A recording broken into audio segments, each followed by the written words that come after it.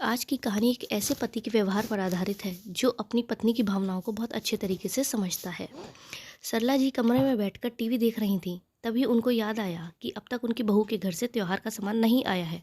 उन्होंने अपनी बहू रश्मि को आवाज़ लगाते हुए कहा, बहू बहू, यहाँ तो आना जरा। जी माँ जी, आपने बुलाया, कुछ काम था क्या?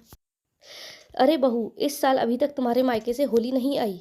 पिछले साल तो तुम वहाँ थीं, तो कोई बात नहीं, लेकिन इस बार तो भेजनी चाहिए थी ना तुम्हारे मायके वालों को होली। आखिर ये उनका कर्तव्य बनता है। मेरी सभी सहेलियों में सबके बहू के मायके से होली के उपहार आ गए हैं। सिर्फ तुम्हारे ही मायके से अभी तक कुछ नहीं आया है। सबने अगर होली के दिन मुझसे पूछ लिया तो मैं क्या जवाब दूंगी? इतना सुनकर रश्मि ने अपनी सास से कहा, माँ जी, लोग सब गिले शिकवे भूलकर एक दूसरे के साथ मिलकर त्योहार मनाते हैं, लेकिन हम लोगों ने हर त्योहार को लेन देन का त्योहार बनाकर रख दिया है। कहाँ और किस ग्रंथ पुराण में ये लिखा है कि बहू के घर से बिना होली आए होली नहीं मनाई जाएगी? सरला जी ने गुस्से से रश्मि से कहा, हर बात में तुम ज़्यादा लेक्चर मत दिया करो। जितना बोला जाए उतना ही सुना करो और किया करो, समझी?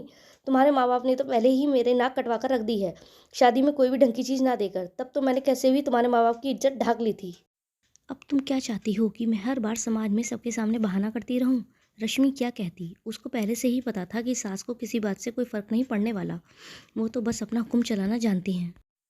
रश्मि सोचने लगी कि उसकी माँ ने तो पहले ही फ़ोन करके बता दिया है कि बेटी, इस बार हम लोग होली पर तुझे सामान नहीं पहुंचा पाएंगे, क्योंकि तुम्हारे पापा की तबीयत ठीक नहीं है और तुम्हारे भाई भाभी से कहने का कोई फ़ायदा नहीं, क्योंकि तुम तो जानती हो, जिनको माँ बाप से नहीं मतलब, उनसे कोई उम्मीद रखना ही बेकार है। दरअसल रश्मि के बड़े भाई भाभी उसकी शादी से पहले ही अलग हो गए थे और वे घर से कोई मतलब नहीं रखते थे। बचत के पैसों और जैसे तैसे जुगाड़ करके रश्मि के पापा ने उसकी शादी कर दी।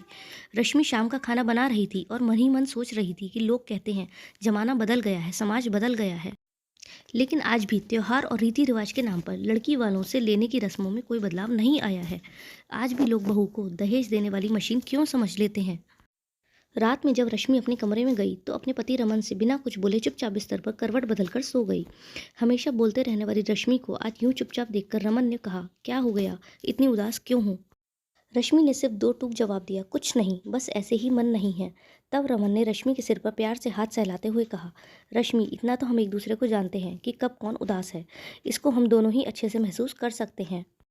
आखिर इसी को तो जीवन साथी कहते हैं। प्लीज़ बताओ ना, क्या बात है? इतना सुनते ही रश्मि की आंखों से आंसू निकल पड़े। उसने रमन से दिन में हुई सारी बातें बता दी। तब रमन ने मुस्कुराते हुए कहा, अच्छा तो ये समस्या है।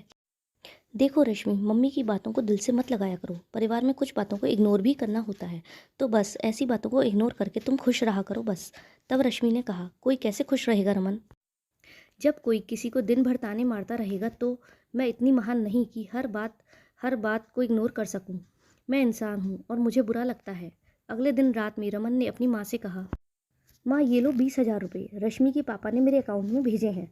फ़ोन करके बोला आपको देने के लिए, क्योंकि वो इस बार घर पर नहीं आ पाएंगे। उनकी तबीयत शायद ठीक नहीं है। वो आपको फ़ोन लगा रहे थे, शायद लगा नहीं, इसलिए मुझे फ़ोन करके बोल दिया। सरला जी ने कहा, अच्छा कोई बात नहीं, नहीं आ पाएंगे तो पैसे डालकर तो बहुत अच्छा काम किया उन्होंने। ये भी ठीक है कि अब हम अपनी पसंद का सामान ले लेंगे। रमन जैसे ही उठकर वहाँ से अपने कमरे में आया, पीछे से रश्मि भी कमरे में आ गई। उसने कहा, रमन, तुम्हें क्या ज़रूरत थी झूठ बोलने की? रमन ने कहा, कैसा झूठ? रश्मि ने कहा, अभी जो तुमने माँ जी से बोला कि तुम्हारे अकाउंट में पापा ने पैसे भेजे हैं, आखिर कब तक इस झूठ को बोल पाओगे? और क्या फ़ायदा इसका? और जब ये तुम्हारा झूठ सबके सामने आएगा, माँ जी के सामने आएगा, तब क्या होगा? ये भी सोचा है तुमने? तब रमन ने रश्मि को अपनी बाहों में लेते हुए कहा, देखो रश्मि, जो तुम कह रही हो वो बिल्कुल ठीक है, लेकिन ना तो हमारा जीवन कोई फिल्म है जो हम अभी माँ को समझाएंगे और माँ बात को समझ जाएंगी, और ना कोई कहानी जो अच्छी अच्छी बातें लिख देंगे या बोल देंगे से काम हो जाएगा। अभी तो मुझे यही ठीक लगा तो मैंने यही किया। बात का बाद में देखा जाएगा, और अगर मुझे तुम्हें और माँ को खुश रखने के लिए, इस घर की सुख शांति बनाए रखने के लिए अगर पूरी उम्र ये झूठ बोलना पड़े, तो मैं बोलने के लिए तैयार हूँ। इतना कहते हुए रमन की नज़र दरवाजे की तरफ गई तो देखा सामने सरला जी खड़ी हैं। उसने लड़खड़ाती जुबान में डरते हुए कहा, माँ, आप यहाँ, क्या हुआ? अंदर आइए ना, आप दरवाजे पर क्यों खड़ी हैं? कमरे में अंदर आते हुए सरला जी ने रश्मि को गले लगाते हुए कहा, बहू, होली मुबारक हो। तुम सही कह रही हो। आखिर कब तक ये झूठा दिखावा हम करते रहेंगे? त्योहार पर नेग लेने के नाम पर इस प्रथा को बंद करके हमें उसे प्यार और खुशियों के साथ मनाने की शुरुआत कहीं ना कहीं से तो करनी ही होगी, है ना? तो अब मैं ये शुरुआत खुद अपने घर से करूँगी। अब कोई ताने नहीं देगा तुमको नेग और उपहार को लेकर, ये मेरा वादा है तुमसे। और तू इतना बड़ा हो गया कि माँ से झूठ बोलना सीख गया, और तो और साथ में मेरी बहू को भी झूठ बोलना सिखा रहा है। वैसे तो मैं यह पूछने आई थी कि ये तो 25,000 रुपये हैं, तूने अधिक पैसे क्यों दे दिए? लेकिन यहाँ तो बात ही कुछ और थी। बेटा, एक झूठ को छिपाने के लिए 100 झूठ बोलने होते हैं, इस बात को हमेशा याद रखना। वैसे अब भी मैं तुझे ये पैसे वापस नहीं दूंगी, क्योंकि अब तेरे ये झूठ बोलने की सज़ा है। इससे हम सास बहू शॉपिंग करेंगे, समझा? अरे माँ, वो 5,000 रुपये एक्स्ट्रा तो मेरी जेब खर्च के थे, जो मैंने निकाले थे, वो तो कम से कम दे दो मुझे।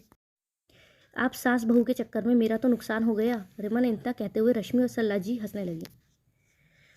धन्यवाद। मित्रों, अगर आपको ये कहानी पसंद आई हो और आप ऐसी ही और कहानियाँ भी सुनना चाहते हो तो इस वीडियो को लाइक, सब्सक्राइब और शेयर ज़रूर करें। धन्यवाद।